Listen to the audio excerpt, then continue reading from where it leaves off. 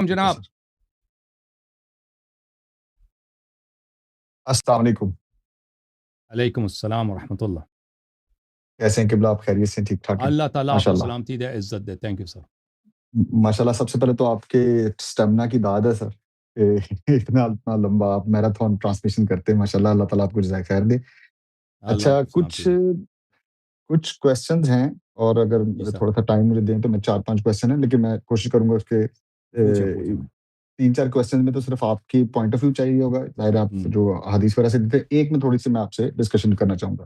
تو ٹھیک. سب سے پہلے تو قبلہ، جس طرح آپ سورہ حجرات کے، میں نے آپ کے ملٹیپل جو ہے نا اس کے لیکچر سنے ہیں، تو اس میں آپ اکثر ترجمہ جب کرتے ہیں، جب یہ فوق صوت النبی کی بات جب کرتے ہیں، تو آپ ہمیشہ یہ بات کرتے ہیں کہ رسول صلی اللہ علیہ وسلم کی بارگاہ میں آوازوں کو بلند کرنا جو ہے یہ ان کی گستاخی ہے. جبکہ جب ہم ترجمہ دیکھتے ہیں تو فوق صوت النبی میں تو یہ ہے کہ رسول سے آوازوں کو، ان کی آواز سے اپنی آوازوں کو بلند نہ کرو، جو کہ ایک زیادہ بڑا کرائم ہے. تو آپ نے میں نے ایم سوری کہ میں نے اگر شاید نہیں سنا، لیکن میں نے جتنے بھی آپ کے اس معاملے پہ خطبات سنے ہیں، اس میں آپ نے یہی ترجمہ کیا ہے کہ رسول کی بارگاہ میں آوازوں کو بلند نہ کرو. تو ایک تو اس کو ہائی لائٹ کر دیجیے گا، اور دوسرا اس کو ایک چیز اور اس میں کہ واقعہ کرتاس میں بھی تو ان لوگوں نے یہی گستاخی کی تھی، تو اس کو کبھی آپ نے ہائی لائٹ کرنا مناسب نہیں سمجھا؟ اس کے بارے میں کیا بتائیے ہائی گا لائٹ؟ پلیز. دیکھیں، وہ ترجمہ جو آپ بتا رہے ہیں وہ ترجمہ وہی ہے. لا ترفعوا اصواتکم فوق صوت النبی صلی اللہ علیہ وسلم. اپنی آواز بلند نہ کرو نبی صلی اللہ علیہ وسلم کے آواز سے. ولا تجهروا له بالقول، اور ان کے ساتھ بلند آواز سے گفتگو نہ کرو. ان تحبط اعمالکم وانتم لا تشعرون، آپ کے اعمال حبط ہو جائیں گے اور آپ کو پتہ ہی نہیں ہوگا. اس کے بعد جو آیت ہے نا وہ بھی مد خاطر رکھو. ان الذين يغضون اصواتهم عند رسول الله صلی اللہ علیہ وسلم، رسول اللہ صلی اللہ علیہ وسلم کے بارگاہ میں جو لوگ اپنی آواز دھیمی رکھتے ہیں، اولئک الذین امتحن اللہ قلوبهم للتقوى، وہ لوگ ہیں جن کے دلوں سے اللہ تعالیٰ نے تقوی کا امتحان لیا ہے. لہم مغفرۃ واجر عظیم، ان کے لیے مغفرت ہے اور اجر عظیم ہے. ٹھیک ہے نا. تو آواز کو رسول صلی اللہ علیہ وسلم، چاہے رسول صلی اللہ علیہ وسلم ساکت ہوں، ان کے بارگاہ میں آواز کو دھیمی رکھنا یہ واجب ہے. ان کو آواز کو بلند کرنا یہ بہترامی. اچھا، واقع قرطاس میں رسول صلی اللہ علیہ وسلم نے جب کہا کہ میرے قلم کاغذ لے کے آؤ، تو عمر نے مخالفت کی. تو وہاں پر نزاع شروع. کچھ صحابہ رسول صلی اللہ علیہ وسلم کے سپورٹر تھے، رسول صلی اللہ علیہ وسلم کے موافق تھے، کہتے تھے کہ قلم کاغذ لانی چاہیے اور ان کو لکھنے دیا جائے. اور کچھ لوگ جو تھے عمر کے ساتھی تھے، عمر کے ساتھ کہتے ہیں نہیں لکھنے دیا جائے. تو اس وقت ان کی آوازیں بلند ہو گئی. ٹھیک ہے نا. تو یہاں پر جن لوگوں نے رسول صلی اللہ علیہ وسلم کی موافقت میں آواز بلند کی ہے، رسول صلی اللہ علیہ وسلم کے حکم کی تعمیل کے لیے یہ ان کی بے ادبی نہیں ہے، احترامی نہیں ہے. بالکل. کیونکہ خود جو اہل سنت وغیرہ سب نے لکھا ہے کہ رسول صلی اللہ علیہ وسلم کی بارگاہ میں آواز بلند کرنا اگر کسی معاند، کسی دشمن کے رد کے لیے کرنا پڑے، یا کسی کوئی جنگ ہو رہی، بھائی نعرہ بازی ہو رہی ہے، آپ رسول صلی اللہ علیہ وسلم کے سپورٹ میں وہاں پہ آپ کو چیخ مارنا پڑتا ہے، یا رسول صلی اللہ علیہ وسلم کہتا ہے کہ بھائی لوگوں کو پکارو، آپ بلند آواز سے پکارتے ہیں، یہ حرام نہیں ہے، بہترامی نہیں ہے. واقع قرطاس میں آوازیں جو بلند ہوئی ہیں، دو طرح کے لوگ تھے نا. ایک تو جو رسول صلی اللہ علیہ وسلم کے موافق ہیں کہ بھائی اطاعت کیا جائے، لکھنے دیا جائے. تو وہ جو معاند لوگ ہیں، جو سرکش لوگ ہیں، ان کی رد کے لیے کہہ رہے ہیں نا وہ آواز بلند کر رہے ہیں. وہ تو رسول صلی اللہ علیہ وسلم کے سپورٹ میں آواز بلند کر رہے ہیں، ان کی تو ہم داد دیتے ہیں بھائی، ان پہ کوئی ملامت نہیں. ہاں، وہ جو پارٹی عمر کی پارٹی ہے، وہ صحابہ، وہ گروہ جو کہتے ہیں نہیں لکھنے دیں گے بھائی، کہ وہ ہذیان کر رہے ہیں، نستجیر باللہ، وہ ان کی آواز بلند کرنا یہ کفر ہے، اور یہ جو ہے حبط عمل ہے. جی، میرا کویشچن یہی تھا کہ اس کے بارے میں آپ نے کبھی اس کو ہائی لائٹ کرنا مناسب نہیں سمجھا کہ وہ بھی تو اور بھائی آپ گستاخی نے انہوں نے ہماری کی ہے ساری نا؟ باتیں نہیں سنی ہے نا، آپ نے سنی نہیں ہے تو آپ اوکے، کہتے ہیں ہم نے کبھی نہیں کیا. ٹھیک ہے. آپ نے کب نہیں ہماری نہیں، سب میں باتیں نے سنی؟ اوکے کبھی نہیں کیا جی، کبھی نہیں کیا جی. آپ نے اوکے کب ہمارے پاس اوکے ادھر اوکے بیٹھے تھے اوکے. سارا دن کہ ہم نے کبھی نہیں کیا؟ نہیں نہیں، ٹھیک ہاں جی، ٹھیک ہے. صحیح ہے. اچھا، اس کے بعد کوشچن یہ ہے کہ جو تشہد میں علیم اللہ کا ایک معاملہ ہے، اس میں جب یہ تقلید کے دور میں ہوا کرتا تھا، تو اس میں نے خامنئی صاحب کی جو توضیح المسائل تھی نا، اس میں پہلے یہ اس پہ سوال ہوتا تھا، بعد میں انہوں نے ڈیلیٹ کر دیا.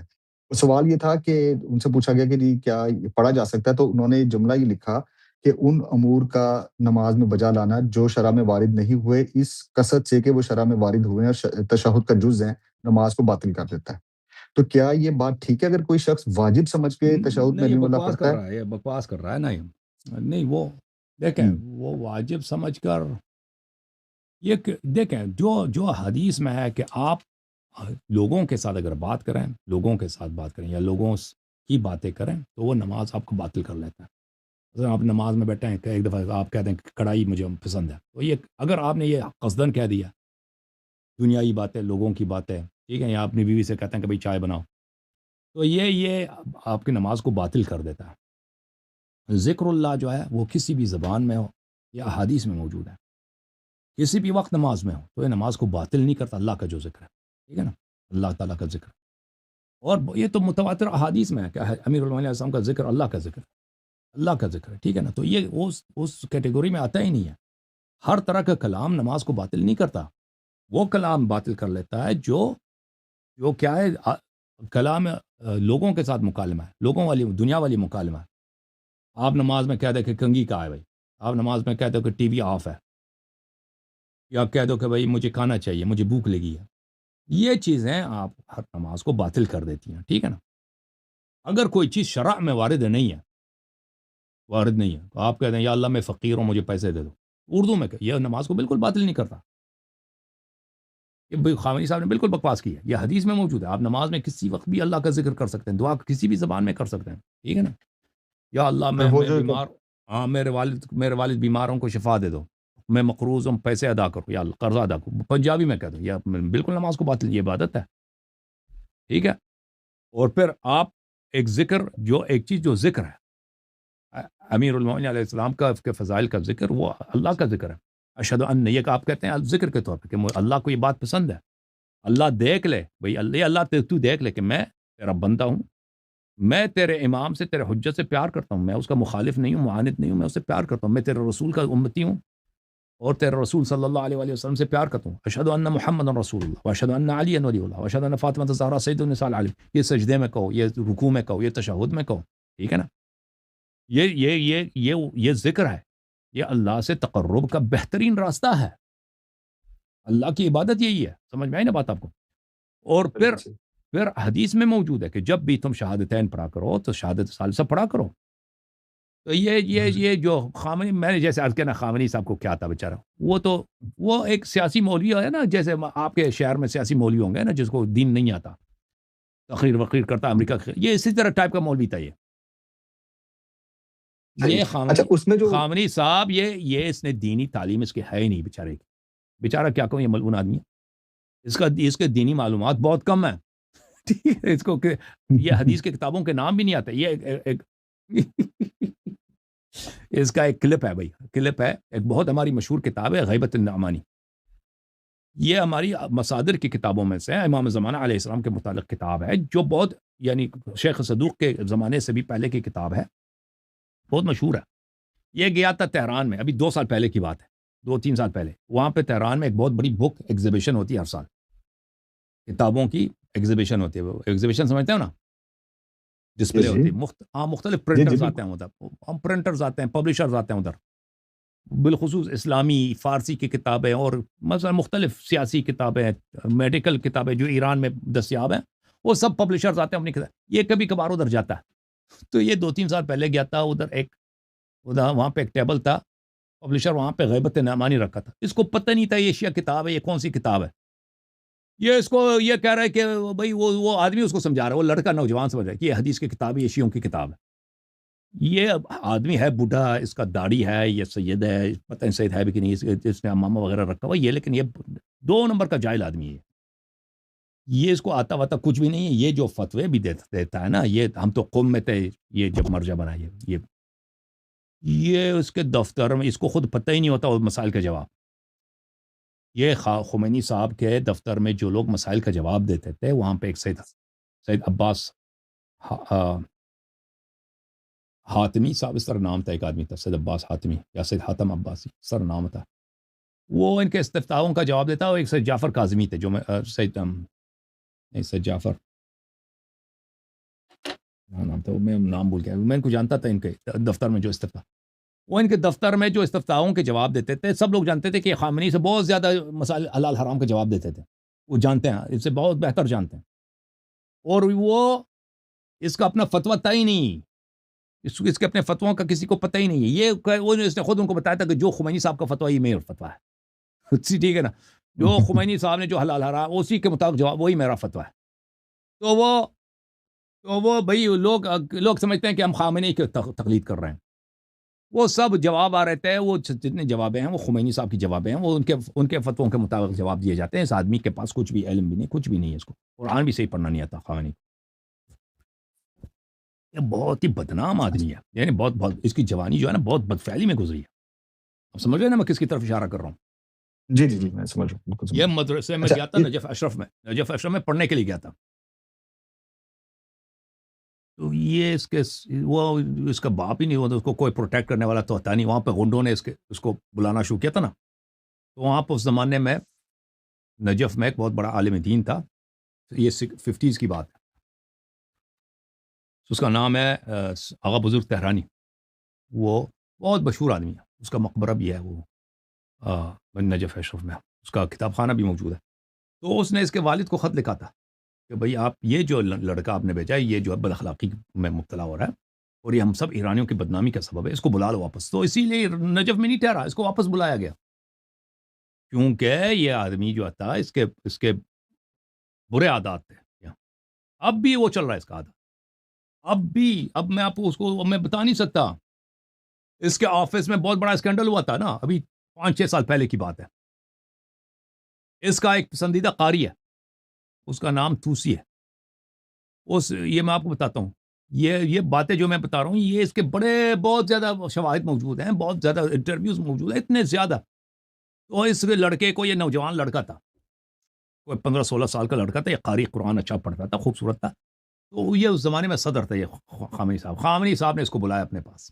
تو یہ اس کے ساتھ تھا، خامنئی کے ساتھ ہمیشہ تھا. چاہیے اب یہ تو وہی کب یہ صدر تھا، یہ 30-35 سال پہلے صدر تھا نا. اب تو وہ قاری بوڑھا ہے، 50-60 سال اس کی عمر ہے.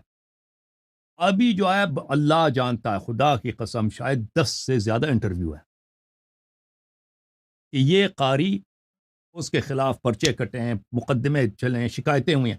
یہ قاری جو ہے، پھر یہ خود قاری جو تھا نا، بعد میں تو یہ قرات اس نے اچھا سیکھا، کیونکہ خامنئی صاحب کے دفتر میں ہوتا تھا سارا دن، وہ قرات ہی کے پریکٹس کر رہا ہے، تو لازمی بات ہے کہ اس کی قرات اچھی ہوگی. تو اس نے کیا کیا، تو اس نے تہران میں وہاں پہ جو قرات کی سکھانے کیا نا، اس میں جتنے خوبصورت لڑکے تھے ان کے ساتھ یہ بدفعلی شروع کیا تھا. والدین کی شکایتیں، ہاں. اور یہ خامنئی کے ساتھ بالکل دفتر میں تھا. اچھا، اس کے خلاف پرچہ کٹا مختلف عدالتوں میں. تو اس زمانے میں یہ 5-6 سال پہلے کی بات ہے، یا شاید اس سے زیادہ ہوا. تو اس نے کہا کہ کوئی مجھے ٹچ ہی نہیں کر سکتا، اگر میں چلا گیا تو میرے ساتھ بہت سارے بڑے چلے جائیں گے. اس نے خود کہا تھا جتنے پرچے کٹے کچھ بھی نہیں ہوا. وہ اعلان کہ اس کے خلاف اتنی شکایت ہے، میں نے خود اپنی آنکھوں سے دیکھا ہے. 15 سالہ 17 سالہ 18 سالہ لڑکوں کا کہ کہتے تھے کہ ہم قاری قرآن تھے، اس نے ہمارے ساتھ برے فعل کرنے کی کوشش کی یا برا فعل انجام دیا ہے. تو ابھی تک خامنئی صاحب کے آفس میں کام کر رہا ہے، ابھی تک اس کے ساتھ ہے ابھی وہ شخص، ٹھیک ہے نا. اور وہ اور پھر جرنلسٹ، مختلف جرنلسٹ، یہ باتیں جو میں آپ کو بتا رہا ہوں نا، یہ ایران میں کافی مشہور ہیں. اس کا خامنئی صاحب کے متعلق دیکھیں، کیونکہ اس انفارمیشن ان کے متعلق بہت کنٹرول ہوتا ہے ایران میں. ان کا کوئی تصویر نہیں ہے، خامنئی صاحب کا کوئی تصویر نہیں ہے انڈیپینڈنٹ جرنلسٹ کا. سب جتنے تصاویر خامنئی صاحب آپ کو ملتی ہے نا، ان کے اپنے آدمی کا ہے. آپ کو ایک کلپ آپ خامنئی صاحب کا نہیں ملے گا کہ ان کے آفس کا نہ ہو، ان کے اپنے آدمی کا. یعنی ایک عام آدمی اگر کوئی ان کا تصویر، کوئی عام جرنلسٹ، کسی کے پاس اجازت ہی نہیں ہے کیمرہ لے جانے کا، ان کا کوئی انٹرویو نہیں ہے، سب ان کے اپنے آدمی ہیں. ان کے جتنے آپ کو کلپس نظر آتے ہیں، جتنے آپ کو تصاویر نظر آتے ہیں، جتنے بیانات آتے ہیں، وہ سب انڈیپینڈنٹ کچھ بھی نہیں ہے، سب ان کے سینسرشپ سے گزر کے ریلیز ہوتی ہیں. سمجھ میں آئی نا بات آپ کو؟ ان کے متعلق جتنا انفارمیشن ہے سب پروٹیکٹڈ ہے. دوسرے مثلا ملک کا صدر ہے، اس کے متعلق آپ لوگ تصویر اتارتے ہیں، دوسرے جرنلسٹ تصویر، لیکن خامنئی صاحب کے لیے نہیں ہے. خامنئی صاحب کے متعلق کچھ بھی ایک انفارمیشن، نیوز آپ ایران میں چھاپ نہیں سکتے، پبلش نہیں کر سکتے، مگر یہ کہ ان کے اپنے آفس سے اس کی اپروول لیا جائے پہلے. تو اس لیے یہ باتیں جو میں آپ کو بتاتا ہوں نا، ان کا آفیشلی ان کا ثبوت دینا بڑا مشکل ہے، لیکن یہ باتیں بڑے مشہور ہیں علماء کے درمیان، سینئر علماء کے درمیان، پرانے علماء کے درمیان بڑے مشہور ہیں خامنئی کے متعلق. اور اس کے اب میں عرض کروں کہ اس کے اپنے رشتہ داروں کے درمیان اس کی بدفعلی کی. اور میں آپ کی خدمت میں عرض کروں کہ جرنلسٹ کے درمیان، ایران کے جو جرنلسٹ ہیں ان کے درمیان، وہ جو باہر آ گئے ہیں مثلا ایران میں اب نہیں رہتے، یہ باتیں کافی مشہور ہیں، معروف ہیں. جی سر بات کریں.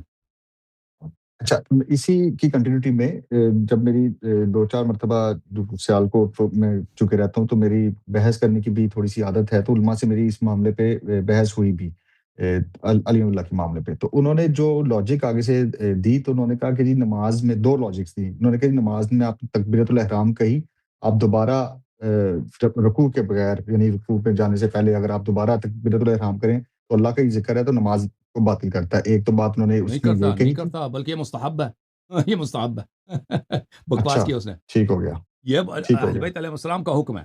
رکوع میں جانے سے پہلے تکبیر ہے، صحیح. رکوع سے اٹھنے کے بعد تکبیر ہے، سجدے سے سر اٹھانے سے نہیں پہلے نہیں تکبیر ہے، نہیں، سجدے سے میں کلیئر جانے کر سے دوں، پہلے تکبیر ہے.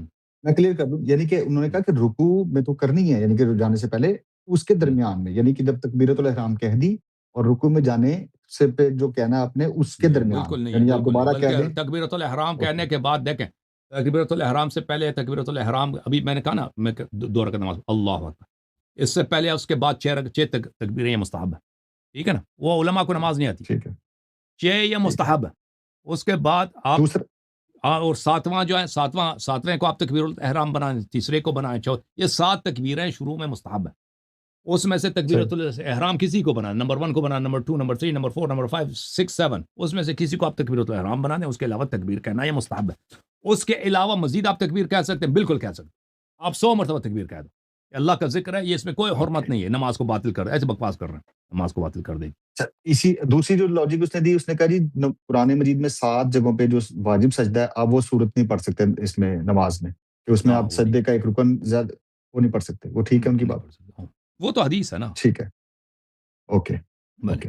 اچھا، اس کے بعد میں پوچھنا چاہتا ہوں قصر نماز کے جو احکامات ہیں کیا ہیں. لائک فار ایگزامپل میں ایک آؤٹ آف اسٹیشن جا رہا ہوں، لیٹس سے کہ میں اسلام آباد جاتا ہوں.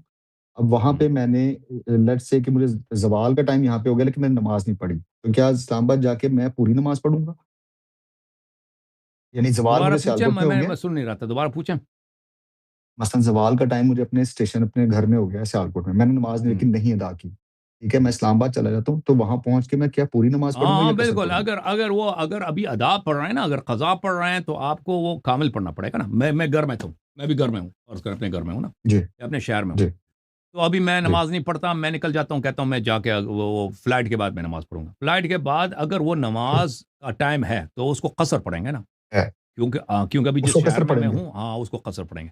لیکن اگر ابھی قضا ہو چکی ہے، قضا اگر ہو چکی ہے تو پھر اس کو کیونکہ وہ جس وقت قضا ہوئی ہے وہ ہم اپنے گھر میں تھے تو اس کو ادا ہی کرنا، اس کو فل پڑھنا پڑے گا، کیونکہ ہم اپنے اور گھر میں ہم نے نہیں پڑھا، ہم باہر آئے. اور اگر اسی طریقے سے یعنی کہ اگر ہم جب نماز کا ٹائم ہے تو ہم اس کو قصر پڑھیں گے، آپ نے یہ کہا، تو اس طرح جب ہم واپس آ رہے ہیں تو تب بھی تو سفر کا اطلاق ہوگا کہ نہیں ہوگا؟ یعنی اپنے اسٹیشن واپس آ رہے ہیں، اسلام آباد سے میں واپس آ رہا ہوں اور اسلام آباد میں نماز کا ٹائم ہو گیا قصر ہاں کا، اگر وہ گھر تو میں پہنچ جب گئے گھر نا تو آؤں گا پھر جو ہی آپ اپنے گھر میں پہنچے پھر تو نماز کامل پڑھیں گے نا. کامل پڑھیں گے. ٹھیک ہو گیا. کامل پڑھیں دوسرا اسی سے قصر سے ملتا جلتا ایک کویشچن یہ ہے کہ اب جیسا میں فار ایگزامپل میں رمضان میں عمرہ کرنا چاہتا ہوں، اب یہ کہتے ہیں، کہا جاتا ہے، اب آئی ایم ناٹ شیور کہ یہ ایکچوئل پوزیشن بھی یہی ہے کہ نہیں، ائمہ کی حدیث کے مطابق کہ 10 دن کا ٹائم کہتے ہیں کہ قصر اگر 10 دن سے زیادہ ہو تو پھر آپ نے پوری نماز پڑھنی ہے، یہ کہا جاتا ہے نارملی. بالکل بالکل. تو یعنی اگر ٹھیک ہے. آپ کہیں جا رہے ہیں نا، کسی بھی شہر میں جا رہے ہیں، 10 دن یا 10 دن سے زیادہ رکیں گے تو وہاں پہ نماز آپ فل تو پڑھیں گے. اچھا، اب اس میں چاہے ایک اسٹیشن سے لیٹس سے کہ میں امریکہ ابھی آیا ہوا تھا پچھلے مہینے، تو میں ایک اسٹیشن نیو یارک رہا ہوں، اس کے بعد میں کینیڈا چلا گیا، پھر میں سیاٹل آ گیا، تو یہ ٹوٹل یعنی، اور اگر وہ 10 نہیں دن نہیں، ایک شہر میں آپ 10 دن رہیں گے نا، اس طرح جرنی کی بات نہیں ہو رہی ہے. آپ مثلا 3 مہینے کے لیے گھر سے نکل رہے ہیں نا، جی 5 دن ادھر، 5 دن ادھر، 5 دن ادھر، آپ سب قصر پڑیں گے، سب قصر پڑیں گے. اگر سب آپ قصر ایک پڑیں شہر گے. پہنچ، ہاں سب قصر پڑیں گے. آپ گھر سے نکلے نا، اوکے. اسلام آباد سے جا رہے ہیں فرض کریں کراچی، وہ ٹھیک ہے. ہر شہر میں آپ شہر میں فرض کریں 5 دن رکیں گے نا، وہ آپ کو شہر تو کافی ہے راستے میں، اسلام آباد سے کراچی تک جاتے ہوئے آپ کو شاید 1 مہینے لگے، 2 مہینے لگے نا. اگر کسی میں شہر میں ابھی آپ کسی شہر میں آپ 10 دن یا 10 دن سے زیادہ رکیں گے، آپ حیدرآباد میں گئے نا، حیدرآباد سندھ میں، وہاں پہ 5 دن، سکر گئے، سکر میں 10 دن، تو حیدرآباد میں آپ قصر پڑھیں گے، سکر میں فل پڑھ، جس بھی شہر میں آپ 10 دن رہیں تو وہاں پر آپ کو فل پڑھنا پڑے گا. اس طرح نہیں ہے اور کہ اگر ہم ٹرپ کو آپ دیکھ، ٹرپ اگر ٹھیک آپ ہے، کی 1 سال بھی ہے وہ آپ کا سارا نماز قصر ہوگا، مگر یہ کہ آپ کسی ایک جگہ پر 10 دن سے زیادہ رہیں. جس طرح اگر فار ایگزامپل میں چاہتا ہوں کہ جی میں رمضان میں عمرے پہ جاؤں، ہوں، ٹھیک ہے؟ تو ہوں. اگر میں 5 دن مدینہ رہتا ہوں تو پھر اس کا مطلب وہاں پہ قصر پڑھوں گا اور نہیں نہیں، اس کے بعد مدینہ میں مکہ میں نماز فل ہوتا ہے نا، مدینہ مکہ کربلا نجف میں نماز فل پڑھتا ہے. ادھر 5 دن نماز بھی پڑھوں رہیں گا. تو نماز ہاں نماز. ٹھیک ہو گیا، چلیں ہوں. Thank you. اچھا اس سے آگے ایک کویشچن یہ ہے کہ جمعے کے بارے میں آپ کا لیکچر سنا ہوا ہے، اس میں مجھے ایک چیز بتائیے گا کہ ہمارے جو ائمہ معصومین ہیں، کیا انہوں نے جمعہ obviously پڑھا تو کسی کی کیا اس میں نہیں ہوگا، کیا انہوں نے کسی اس میں پڑھایا بھی نہیں ہے کبھی بھی؟ کسی حدیث میں نہیں ہے کہ ائمہ علیہ السلام نے نماز جمعہ پڑھا ہے، سوائے امیر المومنین علیہ السلام نے دور خلافت میں پڑھاتے ہوں گے، باقی ائمہ علیہ السلام میں نہیں ہے کہ وہ نماز باقی پڑھا. نہیں. چل ٹھیک ہو گیا. اچھا لاسٹ کویشچن ہے میرا، تھوڑا سا میں اس پہ بتا دوں کہ میں ایک لائر بھی ہوں اور جی میں سر. 7-8 سال لا پڑھاتا بھی رہا ہوں، تو کرمنل لا سے تعلق ہے. تو اس میں ہم پڑھتے بھی تھے، پڑھا بھی ہے اور پڑھایا بھی ہے کہ جو حدود اللہ کا کانسیپٹ، تو ہوں. حدود اللہ کی ڈیفینیشن جو ہم نے پڑھی اور اپنے بعد میں پڑھائی بھی، وہ یہ ہے کہ یہ جو سینٹینسز اللہ تعالیٰ نے ایکچولی پنشمنٹ دی ہیں ان کو حدود کہا جاتا ہے. ٹھیک ہے، اب آئی ڈونٹ نو کہ اس کو آپ کس طرح دیکھتے ہیں، وہ میں آپ سے بعد میں. اچھا اس میں لیکن with the passage of time جب اس پہ ریسرچ کی تو پتہ یہ چلا کہ جو 4 حدود ہیں لائک چوری، ڈاکہ، تہمت زنا اور زنا، ان کی جو پنشمنٹ ہے وہ اللہ نے دی ہے. اب یہ وہ کہتے ہیں کہ حدود از دی پنشمنٹ امپوزڈ بائی اللہ، ٹھیک ہے، اس کے علاوہ جو پنشمنٹ ہیں وہ تعزیر میں آتی ہیں، ٹھیک ہے. اچھا اب لیکن جب ایکچوئل ہم پریکٹیکل دیکھتے ہیں تو اس میں شراب کی بھی سزا کا آتا ہے اور وہ 80 اس کوڑے طرح نہیں ہے جو آپ کہہ سزا رہے ہیں نا، بتائی جاتی اس ہے. طرح نہیں کہہ رہے، اس طرح نہیں جی ہے. دیکھیں، جی اگر کسی چیز کوئی جرم ایسا ہے کہ اس کی سزا قرآن یا حدیث میں ہو تو وہ حدود ہے، ٹھیک ہے نا. مثلا شراب کے لیے 80 ٹھیک کوڑے، ہے. یا رجم ہے یا فلاں ہے یا فلاں ہے، تو یہ حدود میں ہے. اگر کوئی جرم ایسا ہے کہ اس کا حدود میں نہیں ہے تو پھر لیکن وہ قاضی جو ہے، جج جو ہے، اس کے ثوابدید پر ہے کہ وہ مناسب سمجھے تو اس کو کوئی سزا سنا دے مثلا، تو یہ اس کو تعزیر بولتے ہیں، ٹھیک ہے نا. اس طرح ٹھیک ہے ٹھیک ہے جی، تھینک یو ویری مچ، جزاک اللہ. ختم. اللہ آپ کو بس یہی جزائے خیر. کویشچن تھے. Thank you. اوکے، السلام تھینک یو علیکم. سر، تھینک یو، اللہ بہت حافظ. مہربانی آپ کے پارٹیسپیشن کا.